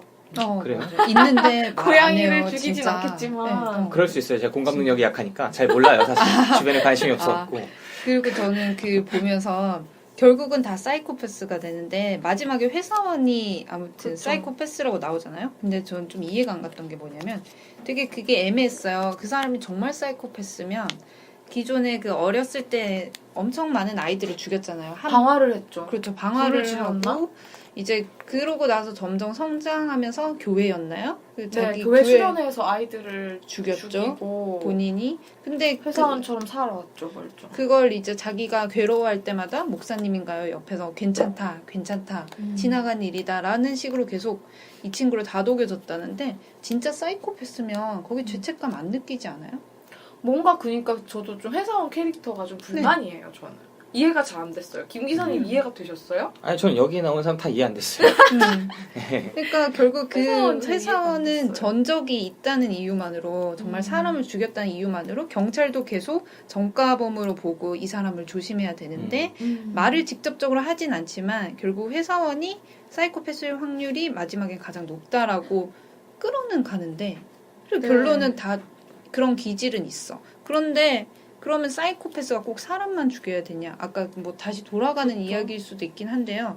아무튼 그걸 보면서 왜 회사원만 또 저렇게 몰아가나? 아, 그 회사원 캐릭터는 저는 정말 이해가 안 됐어요. 네. 왜 그렇게 하셨을까? 애매하다고 말해야 되나요? 아예 진짜 감정이 없는데 연기를 하는 것처럼 보이게 캐릭터를 잡으면 아, 저 사람이 겉으로는 저렇게 다들 이해하는 척하고 사실은 이미 많이 죽였고 죄책감도 안 느껴라고 보여줬으면 사실 그 이랬을 회사원 건데. 캐릭터가 마지막에 네, 그 욕조에 있던 그 301호가 죽고 네. 또 다른 희생양을 모색하잖아요. 이 사람들 정말 끔찍한 생각을 해요. 시체가 필요한데 누구를 시체로 만들까? 이 사람들이 이렇게 하죠. 아, 501호가 비었는데 젊은 여자가 방을 보러 오기로 했어요. 하고 전화가 오고 젊은 여자가 방을 보러 온다고 하니까 어서 오세요 기다리고 있어요 이렇게 하잖아요. 이제 그 여자를 제물로 만들려고 하는 건데 그때 회사원이 제일 강력하게 좀 반대하잖아요. 그렇죠. 지금 다들 뭐 하시려는 거예요 정신 차리라고. 하는데 근데 또 그 사람이 과거에는 많은 사람들이 죽는 걸 보면서 기뻐했던 그런 전력이 있는 사람으로 나오죠. 근데 저는 그게 그렇게 특이하다고 생각하지 않는 게 이 네. 연극이 전반부에 사이코패스는 타고나는 거고 정말 특이한 종족이고 우리와는 다르고 이렇게 네. 사이코패스를 정의하는 것처럼 보였다가 네. 맞아. 후반부에 이르러서 아 너희 모두가 사이코패스일 수 있고 사이코패스는 다르지 않아. 그냥 이런 사람이 이런 환경에 놓이면은 사이코패스적인 불안적인 요소가 나타날 수도 있는 거고 사이코패스란 말 자체에 그냥 그게 아니라 정말 이렇게 몰린 사람이 이상한 행동을 할 수 있는 거고 네. 누구나 다 마음속에 그런 불안이 이런 환경 그쵸, 속에서는 그쵸. 나타날 수밖에 없어라는 걸로 보여졌을 때 저는 그 회사원 캐릭터가 되게 일관된다고 생각해요. 왜냐면 이 캐릭터는 처음에 이런 환경이었을 수 있죠. 되게 열악한 환경에 놓여서 되게 극단적으로 그런 게 포출돼서 사이코패스처럼 행동을 했지만 나중에는 이게 변해서 오히려 정상적인 마인드를 갖게 되는데 건강한 생각을 갖게 되는데 주변 사람들이 다 그때 자기처럼 사이코패스적 요소가 나타나니까 공감을 못하고 왜 이래 하다가 자꾸 자기한테 시키니까 맞아요. 컵라면으로 그 부으라고 사람한테 하니까 시켰어요. 괜찮거든 해보니까 오히려 그게 또 재밌거든요 하면 그 회사원한테 시켰어요. 나쁜 짓이지만. 역할을 이 네. 사람 역할을 팔딱팔딱 뛰거든. 사이코패스 역할을. 맞아. 그러니까 이게 하다 보니까 얘도 이게 되는 모습을 이 연극이 표현하려고 했지만 난 지금 했지만. 김 기사님한테 듣고 알았네. 무슨 이걸 몰라 했지만 이 연극은 그 부분을 계속 그냥 휘몰아치고 이 연극의 특성 중에 하나가 그 보통 연극이랑 매우 휘몰아치기? 다른데 쉼표가 없어요. 보통 연극은 템포별로 죽이는 시간이 있거든요. 암전됐을 때도 조금 긴 편이고 약간 그 막 템포가 몰아쳤다가 좀 천천히 갔다 이런 것들이 저는 있었던 것 같은데 네. 이 연극의 경우에는 클라이막스로 올라간 다음에 쭉 그냥 밀고 가요. 맞아요. 그들이 막 그건 재연하고 뭐하고 갑자기 혼자 미쳐가지고 과거 얘기하고 막 정신없이 가다가 갑자기 끝나거든요. 맞아. 그러니까 이게 생각을 할 시간이 별로 없는 거예요. 가장 생각해야 맞아요. 되는 순간에. 오히려 전반부에는 이렇게 생각해요. 왜 이럴까? 이 사람들 왜 모였을까? 범인은 누굴까? 우리도 같이 생각하는데 중반이 지났을 때는 얘네가 다 말을 하고 우리는 따라가기 바빠. 뭐지 그렇구나. 어떻게 되는 그렇구나. 거지? 네. 그런 그래서 어느 순간 그 알수 누나만 있었는데. 보고 있지. 신명아 씨. 아니 그 배우에 대해서 정말 저는 저 뜬구름 양은 이제 길풍 씨랑 다른 여자친구 한 명이랑 셋이 봤어요 연극을. 네. 근데 연극 번개를 한 거죠. 네. 진짜 번개였어요. 그 전날에 맞아요.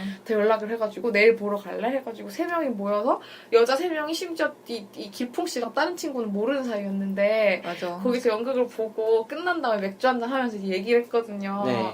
근데 이 연극에 대해 할 말이 얼마나 많겠어요, 우리가. 지금까지 이렇게 해도 할 말이 많은데도 불구하고 네. 너무 초반부터 둘이서 서로 공통점을 발견하는데 진짜 한 아, 사람한테 여배우가 너무 예뻤다고 막 아니 근데 거기 남자들도 나오잖아요. 젊은 남자들. 그러니까요. 아무도 그 아, 얘기를 그래? 안 하고 아, 그랬죠? 다들 아니, 너무 여배우가 아름다우시다고 네. 막 이제 그 얘기만 하시더라고요. 그 같은 여자가 보는데도 흠모가 된다고 해야 되나? 음. 그게 남성적인 시선으로 저절로 보게 되더라고요. 네. 근데 그 배우께서 되게 그 중간에 되게 남성적인 시선을 받는 장면이 있잖아요. 그렇죠. 그게 경찰한테 되게- 희롱당하고 막 그런 장면 있잖아요. 네. 근데 그 장면에서 저희 모두가 너무 너무 섹시한데 이렇게 생각했다는 거 맞아. 아니에요. 그래서 저는 그렇게 느꼈다는 사실을 은밀한 저의 비밀로 가지고 있으려고 했는데 네. 나왔더니 웬걸 모든 분이 그 얘기를 하시는 거예요. 같은 여잔데도 너무 그 예쁘다. 면에서 그게 또 너무 혐오스럽지도 않고 너무 뭐랄까요? 좀 저질스럽지 않았다고 해야 되나요? 아니 기품이 있으셨나 좀? 그냥 그 배우만의 그 아우라가 있었다고 해야 되나? 좋게 말하면. 네, 뭔가 순간 어떤 느낌이었냐면은 그 나머지 배우들은 이제 다 분하신 게 그 아까 약간 히스테릭한 아주머니라든지 간병인 아주머니라든지 이런 역할의 유일한 젊은 여자였는데 그분한테 조명이 가고 막 그럼 갑자기 연극이 되게 야해지는 거예요. 엄청 뭔가 야했어요. 엄청 음. 되게 험하다가 내용이 갑자기 네. 되게 뭔가 야릇한데 이런 맞아. 기운을 몰고 오는 그런 기운이 있으셨어. 그러고 나서 끝날 때까지 계속 그분을 봐지게 되는데 옷차림 자체가 엄청 단정해요. 회사원 같은 옷 입었잖아요. 네, 그리고 약간 파스텔풍이라고 해야 되나? 김풍 씨는 나와서 그거 사고 싶다고 했잖아요. 네, 별로 저 예쁘지도 진짜. 않은데. 예뻤어요, 엄청. 아니, 옷 자체가 객관적으로 예뻤다기보다는 그 그분이 여자분이 입어서 되게 입어서 예뻤던 것 되게 같은데. 뭔가 몸매 많이 드러나지 않았어요? 저는 엄청 그쵸, 드러났던 것 그쵸. 같은데. 그 오피스 딱 룩의 붙게 일종인데. 일부러 그렇게 입은 것 같던데. 그쵸. 이 캐릭터가. 배가 다 덮이는 치마랑. 오. 근데 진짜 그걸 보면서 딱 나오기 직전에 내가 저 옷을 똑같이 입으면 나도 저렇게 이미지가 만들어질 수 있을까? 위험한 생각이었는데. 아니 진짜 탐낼 아. 정도였어요. 그런 약간. 생각을 했다는데. 아, 하긴 이게 그 배우니까 야한 옷이 아니네 생각해보니까. 네. 저는 회사원 그렇죠. 옷이네. 오피스룩이에요. 오피스룩. 그분이 입으니까 야해 보이는 거구나. 아니 그 역시 김 기사님도 동의하시네요. 너무 예뻤다고 네. 우리가. 네, 되게 예뻤어요. 그래서 네. 사람이 어떻게 외모로 저런 아우라를 줄까 이런 생각을 오랜만에 또 이게 연극의 장점이잖아요. 제 여자분도 이런 말 할 줄 몰랐네, 진짜. 아 진짜 네. 여자들끼리 더 이런 얘기 많이 하긴 하지만 근데 저도 너무 연극을 이것도 너무 네. 외모에 대해부터 근데 그 아우라는 사실 외모라기보다는 되게, 좀 어떤 종류의 아우라였던 것 같아요. 그죠? 제가 이전에 계속 봐왔던 연극들 보면 사실 되게 예쁘신 배우분들 엄청 많아요. 근데 이번 배우분은 진짜 뭐지? 그냥 그분인 것 같은 거? 뭐 배우로서는 굉장히 좋은 평일 것 같은데 관객 입장에서도 굉장히 좋았던 관람이었다고 해야 되나요? 기분이 되게 좋았어요. 보고 나서 뭐랄까 내가 저 사람은 아니지만 대체시켜준다 해야 되나 뭐라 해야 되나?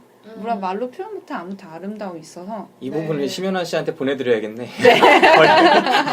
엄청난 그냥. 아, 너무 배우님 계속 활동을 할 수 있게 표를 많이 사야 되는데 네. 네, 너무 많이 사세요 이제부터 표를. 그러니까 엄청 매력 있었어요, 진짜. 네. 근데 그분 말고도 그러셨어요. 사실 다른 분들도 너무 잘하시는데 이제 저희가 이분 얘기만 했던 거는 뭐랄까 그런 좀 강렬함이 아무래도 네. 많이 남았어서 그랬고 좀 있었어요. 네. 그러면. 다른 분들도 이제 연기 하시는 걸 보면 일단은 전반적으로 이제 연령대가 있으셔서 그런지 노련미가 너무 많이 느껴져서 이거는 뭐라 평할 수가 없는 정도였던 것 같아요. 그쵸. 땀이 송골송골 맺힌 거 보면은 진짜 그때는 진짜 기분이 너무 좋아요. 연극 볼 때.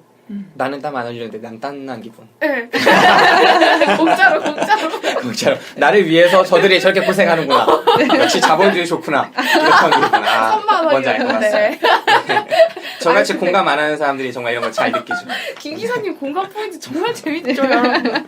아니 근데 이게 연극이라는 게 진짜 나름 좀 접근성이, 그러니까 생각보다 감이 안 가지잖아요. 네. 재밌긴 한데. 너무 아쉬워 그게. 그러니까 영화표가 10,000원이 됐을 때도 저 되게 비싸다고 생각했어요. 솔직히 그 전에 막 8,000원 그랬잖아요. 그렇게 생각했는데 맞아요. 연극표는 뭐 3만 원 정도씩 하니까 더 비싼 경우도 있고 물론 할인을 받으시면 더 싸게 가실 수 있어요. 근데 그렇다 보니까 많이 안 갔었는데 간만에 대학로 가니까 참 좋더라고요. 네, 대학로 새우 아트센터에서 4월 1일부터 5월 19일까지 하는 형제의 방 많이 사랑해 주시고요. 이런 거 해줘야 된다고. 네, 꼭 보세요, 여러분. 저도 보러 갈게요. 네, 보려면 그렇습니다. 저도 안기사 네. 그림을 봐야 되는데. 그죠.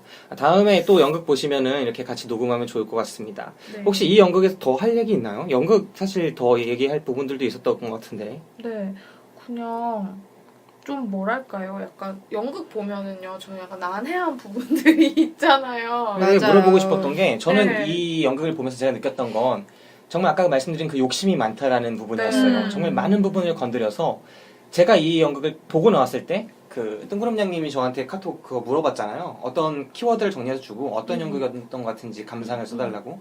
근데 쓸 말이 없다고 제가 그랬어요. 왜냐면 난 이걸 주제를 모르겠는 거야. 이게 명확하게 이 말을 하고 싶었다라는 게 연극 같은 경우에 보이는 연극이 있고 특별히 이런 장르의 경우에 블랙 네. 코미디면서 이런 스타일의 연극의 경우에는 명확한 할 말이 있는 연극 같은 느낌이 들었거든요. 그러니까 분명히 할 말이 있는 연극인데 무슨 말을 하는지 모르는 느낌. 근데 이 연극을 만든 이제 극단이 몽시어터인데요. 네네. 몽시어터의 이제 이동선 연출인데 제가 이분의 연극을 계속 봤는데 네. 다 좀 그래요. 이전에는 데모크라시라는 작품도 하셨고 네. 하드보일드 멜랑콜리아도 하셨거든요. 근데 다 좀 보고 나면은 뭔가 되게 찝찝하고 그냥 근질근질하고 가려운데 긁힐 듯 하는데 그냥 되게 어려운 거예요. 그러니까 난 막 약간 얘기하다 보면은 그런 느낌 있잖아요. 아, 되게 관심사 많고 네. 약간 책 좀 많이 읽은 것 같은데 네. 할 말 많이 하는데 무슨 말 하는지 모르겠어요. 아, 그 느낌이 드는 거예요. 내가 이거 연극이 사실 방송 솔직해요. 나가고 네. 이게 연극이 하고 있으면 이 말을 못해요. 맞아. 근데 지금 우리가 이 방송 나갈 때쯤엔 연극이 끝났으니까 솔직하게 말씀. 네. 네. 그러니까 이게 연극이 장단이 있어요. 왜냐면 내가 이거를 재미없게 몰입을 못하는 연극은 아니에요. 네, 재밌었어요. 딱 엄청 들어갔을 많이 때 웃고. 끝까지 재미있게 보고 그냥 웃기도 하고 몰입해서 보는데 끝나고 나서 도대체 이 연극이 무슨 연극이야? 근데 저는 사실 주제에 관해서 말하자면 좀 그런데요. 네. 근데 인상으로 치자면은 되게 강렬한 인상을 받긴 한 것 같아요. 아, 이상하다. 인상으로서는 아, 그랬어요? 저한테는 네. 되게 강렬하게 남았어요. 음. 네. 그 사람들이라든지 그리고 좀 제가 재밌었던 장면은 그쵸. 그 사람들이 이제 경찰에 신고한 다음에 네. 이 욕조에 있는 사람 상태 어떤지 보려고 욕조 커튼이 팍 열잖아요. 네. 그러니까 거기서 이 사람이 죽어 있잖아요. 네. 근데 그런 걸 표현하는 연출적 기법이 너무 재밌지 않아요? 진짜 이게 뜬구름냥님이 한 말이 좀 효과적일 수도 있는 게 사실 우리가 막 주제의식이 되게 중요하다 했던 그런 미술에서도 고전주의 나오고 뭐 르네상스 이후에 신고전주의 나오고 이러잖아요. 근데 그 다음에 인상주의가 나와요. 진짜 인상주의 그때 인상이 그러니까 인상주의가 나온 게 인상주의를 모욕하려고 나온 말이에요. 인상만. 모네가 인상이라는 그림을 그렸는데 진짜 인상만 그린다 얘네는. 미술평론가 그 르루아였나? 그 미술평론가가 그러는 거예요. 얘네는 진짜 인상만 그린다. 안에 컨텍스트가 없다. 별로 무슨 그냥 모네 그랬을 거 아니에요. 모네 그림하면 뻔하죠. 뭐 형체 없고 그 뭐라고 하죠? 점 찍어서 만든 그 호수 같은 데서 수련. 호수 같은 데서 수령 같은 거 그랬을 거 아니에요. 맞아요. 그러니까 얘네 인상만 그린다 그때 무슨 뭐 빛의 어느 시점에 자기가 그리고 싶은 어느 시점을 그렸을 거 아니에요. 또 어떤 풍경을.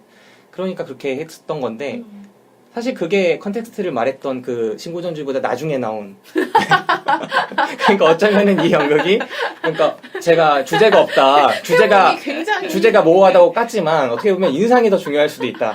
근데 저는 그랬던 것 같아요. 그 뭔가를 들켜버린 것 같은 기분 있잖아요. 그죠? 그런 기분을 근데 이런 걸 보지 않고서 느끼긴 좀 힘들잖아요. 그건 맞아요. 그냥 카타르시스를 아예 제대로 던져준 연극 같았어요. 네, 좀 그런 면이 있었어요. 맞습니다. 그리고, 요즘 네. 영화 추세도 그렇죠. 옛날에는 뭐 맞아요. 예술 영화면서 주제 의식하는 게 주였다면 요즘에 어벤져스가 대세잖아요. 아. 인상 그때 1시간 반 2시간 동안 무슨 인상을 네. 근데 그렇습니다. 요즘 이런 이 정신병이라고 해야 되나요?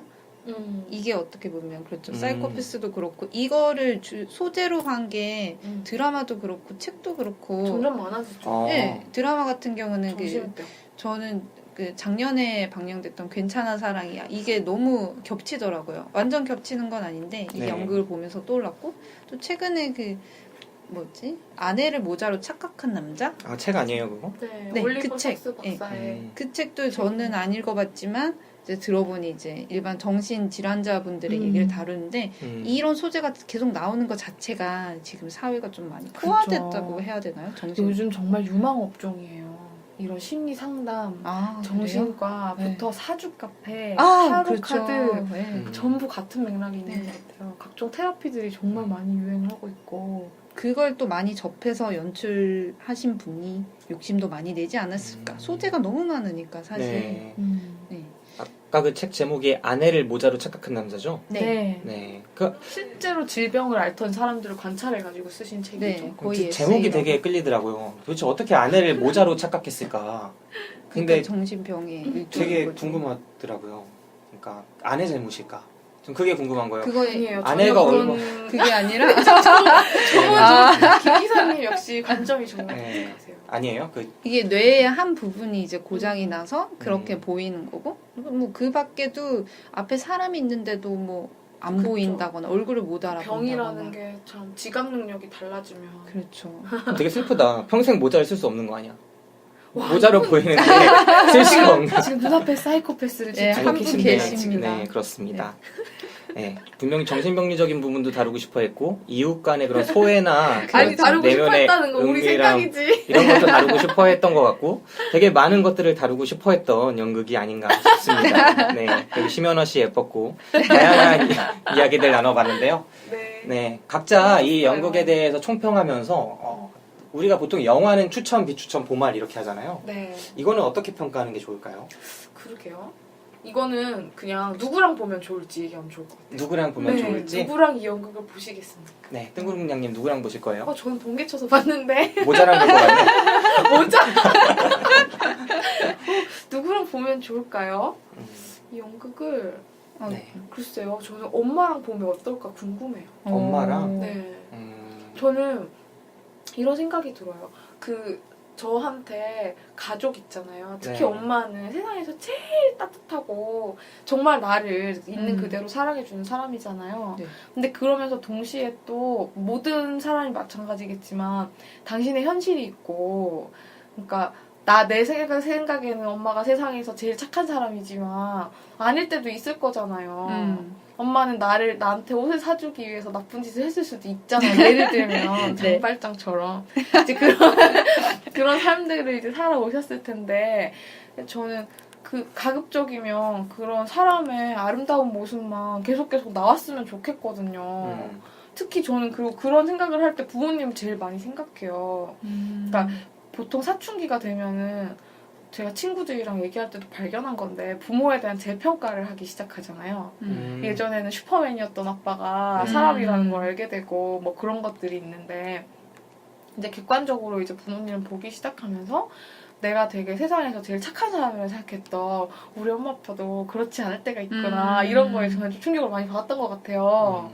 뭔가 이분들이 대단한 분이다 이렇게 생각했다기보다는 가장 양심적이고 가장 뭐랄까요 법이 없어도 살 것 같던 분들이지만 어떤 상황에서는 똑같구나 이런 걸 알면 되게 좀 싫거든요 사실. 근데 그런 걸 이제 지나와서 저도 이제 어른이 됐고 생활인이 됐으니까 이제 그런 부분들이 이해가 가는 시점인데 글쎄요 엄마랑 보면 엄마는 싫어하시겠지만 별로 좋아하실 것 같진 않은데 그냥 그런 생각이 들었어요. 저는 그냥 거기 빌라에 있는 사람들 중에 우리 엄마가 있을 수도 있다. 이런 생각도 했던 것 같아요. 저는 이걸 보면서 그냥 몇 명이 딱딱딱 생각이 났는데 거의 다 제가 절교한 친구들이 생각나더라고요. 절교 많이 하시나 봐요. 네, 절교가 쉽지 않은 건데. 거의 막 이렇게 좀 거의 몇 년에 걸쳐서 한 명씩 하는데 무서운 분이네 길풍씨. 네, 진짜 무섭네요. 아니 이게 이유가 다 있잖아요. 이제 그쵸. 사람이 멀어진다는 게 근데 그 이유들이 그 연극 안에 있는 주인공들이랑 겹친 부분이 너무 많은 거예요. 이게 너한테 일깨워주고 싶어 이것보다 사실 처음엔 그 생각이 들었고 두 번째로는 이걸 보고 그 친구들이 좀 마음이 되게 편해졌으면 좋겠다고 해야 되나? 물론 너만 그런 거 아니야. 네, 너만 그런 것도 아니고 물론 난 너의 그런 점이 싫지만 다들 그러니까 너가 이거 보고 자기들도 거기에 대해서 죄책감을 다 갖고 살아요. 네. 사는데 그냥 덮어두고 아닌 척하고 살고 인정은 하지만 뭐 아무튼 그런 친구들을 볼 때마다 좀 안타까웠는데 나도 마찬가지겠지만 그런 분들에게 보여주고 싶었어요. 네. 그래서. 저는 사실 누구랑 보려고 하는데 되게 애매한 게 질문이 좀 그랬나?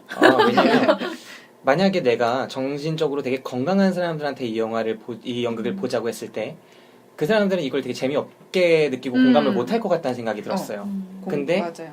정서적으로 지금 이 연극에 크게 공감할 수 있는 비슷한 환경에 있는 사람들하고 보라고 했을 때 이게 되게 지치게 할 만한 연극이라는 생각이 들어요. 그것도 쉴 맞아. 틈이 없으니까. 그러니까 이 연극을 즐기려면 건강한 애들이 들어가야 되는데 건강한 애들은 이 연극에 공감할 수가 없는 거죠. 근데 아까 얘기했잖아요. 악순환인 거지. 이 연출께서는 상당히 그런 걸 노리신 것 같은데 피곤하게 하려고 하신 것 같아요. 근데 왜 내 돈을 내고 피곤하냐는 거죠. 그러니까 저는 그죠? 아까 말씀드렸잖아요. 내 돈을 내고 들어갔을 때 저들이 땀을 흘리고 나는 편안할 때 가장 큰 자본주의의 쾌감을 느끼는데 이 캐릭터가 필요합니다. 왜? 다음번에 왜 내가 같이 피곤하냐는 여러분 거지. 보시면 김 기사님이 그 주인공인 것 같아요. 주인공인 것 같아요. 아무튼 그랬어요. 근데 또 이 연극 장소의 또 특성상 이게 연우소극장이 네. 어떻게 보면 저는 연극을 100% 즐겼다고 보기가 어려운 게 네. 약간 V자 형태로 맞아. 돼 있더라고요. 그쵸, 그쵸. 그냥 저는 왼쪽 맨 끝에 앉아 있었거든요. 그러다 보니까 이게 배우를 특정한 배우들밖에 못 보게 되는 맞아. 게 있었어요. 저희는 오른쪽 끝에 앉았죠. 맞아. 아, 그러니까 시야가 되게 제한적이고 이쪽에 있는 배우들이 또 차단이 되더라고요. 맞아요. 아, 네. 그건 정말 아쉬운 부분. 맞아. 그런 부분도 사실 생각해보니까 좀 아쉬웠어요. 그래서 저는 이 연극을 본다면 아마 혼자 갈 것 같고 전 주로 연극이나 영화 혼자 보거든요. 네. 혼자 볼 것 같고 자리는 연극은 진짜 센터가 중요하구나 그런 생각을 했습니다. 네. 맞아요. 알겠습니다. 아무튼 오랜만에 본 정말 가까이에서 에너지를 받고 온 물론 그만큼 쓰기도 했지만 그런 연극이었어요. 네. 아 그럼 여기 너무 이게 아쉬운데 오늘 연극 얘기 처음 하고 재밌으니까 각자 네. 딱 한 줄 평합시다. 한마디로 이 연극은 이런 연극이었다. 김 기사님 먼저 하세요. 네. 저부터요? 네. 네, 이 연극은 수다스럽고 피곤한 연극이다. 본문인데요? 단문이 아니야. 이거. 네. 사실 기풍 씨 먼저 하세요. 저는 그냥 한마디로 카타르시스다. 어. 엄청 피곤하셨다 하셨잖아요. 네. 저 엄청 개운했어요. 아, 끝나고 나왔는데. 마치 그중 누가 사우나에. 한 명, 정말, 사우나예요. 네. 아, 전 되게 재밌게 잘 봤거든요. 그럴 수 있구나. 네, 시원했어요. 저도 사우나 갔다 온 것 같았어요. 근데 저는 사우나 갔다 오면 이렇거든요. 지치고, 숨 늘어지고. 네, 비슷하네. 이게 사우나 같은 연극이네. 네. 사우나 갔긴 했어요. 흡식 저한테 같았어요? 되게- 건식 같았어요? 뭐가 다르죠? 습기가 있고 좀 건조하고 그게 차이가 있잖아요. 습기가 좀 있었던 것 같아요. 그죠? 네, 거기 네. 욕조도 맞아, 없었지만, 맞아, 맞아. 물은 네. 없었지만 저도 그런 것 같았어요. 욕조에서 사람이 죽는. 맞아. 저한테는 네. 이 연극이 되게 네. 저한테 사우나랑 비슷한 것 같아요. 어떤 점에서 어둡고 침침하고 좀 무섭고. 역시. 네, 좀 보통은 무서웠어요. 재청은 있지만 삼청은 잘 안 하잖아요. 네. 그때 특수한. 죄송해요. 센스 없음. 네. 그럼 오늘 Sorry. 방송 여기서 마치겠습니다. 각자 이제 마지막으로 이 오늘 방송에 대한 소회 한 번씩 얘기하고 오늘 방송 끝낼게요. 또 시키세요. 엄청 아니, 이게 기네요. 편집을 한 번씩 할 수도 있으니까 제가 이렇게 막 하는 거예요. 네, 저 또 연극을 많이 보고 네네. 재밌는 얘기를 들려드리면 좋겠어요. 더 네. 재밌는 얘기를 준비해 오겠습니다. 네.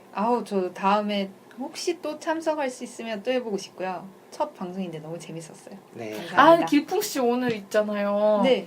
길풍 씨가 아까 막 이렇게 얘기하는 거예요. 이 스튜디오가 어떻게 생겼냐. 아, 네. 자기가 첫 녹음이라서 막 이렇게 헤드폰 같은 거 끼고 이렇게 네. 셀카로 찍으려고 생각을 한다. 그 특별히 내가 메이크업도 좀 라디오 방송은 원래 수수해야 되기 때문에 네, 수수하게 하고 왔다라고 했는데 특별히 저희가 스튜디오에 그래서 부담 없게 했습니다. 네. 부담 없는 부담 스튜디오에 없게. 엄청 네. 편한 방송이었어요. 네. 역시 목적을 달성했고 오늘 두 분 뜬구름냥님 그 다음에 육일풍씨 나와주셔서 고마웠습니다. 그럼 오늘 방송 여기서 마치도록 할게요. 지금까지 김기사였습니다. 들어주신 여러분들 감사합니다. 고맙습니다. 감사합니다.